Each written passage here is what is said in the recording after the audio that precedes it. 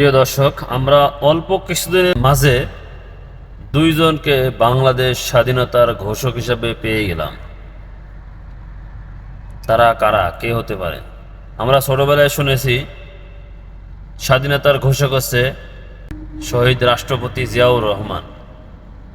তারপরে গত 15-16 বছর ধরে শুনলাম স্বাধীনতার ঘোষক ছিলেন শেখ মুজিবুর রহমান।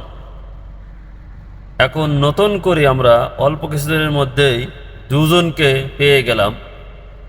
একজন ঘোষণা দিলেন সে কিন্তু অলি, একজন অলি আমির ঘোষণা দিলেন আপনাদের গর্ব, এই এলাকার গর্ব। এখান থেকে সে স্বাধীনতার ঘোষণা দিয়েছিলেন কর্নেল অলি আহমেদ, সার্টিফিকেট দিয়ে দিয়েছেন আমির সাহেব।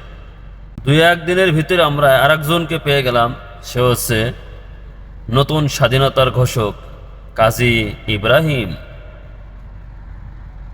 দর্শক, আরও সামনে কিছুদিন গেলে আরও বাংলাদেশের কতজন বাংলাদেশের স্বাধীনতা ঘোষণা দিয়েছেন আমরা কিন্তু দেখতে পাবো।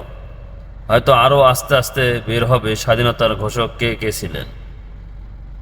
সবাই ভালো থাকবেন, আপনার মন্তব্য কমেন্ট বক্সে জানাবেন। আল্লাহ হাফেজ।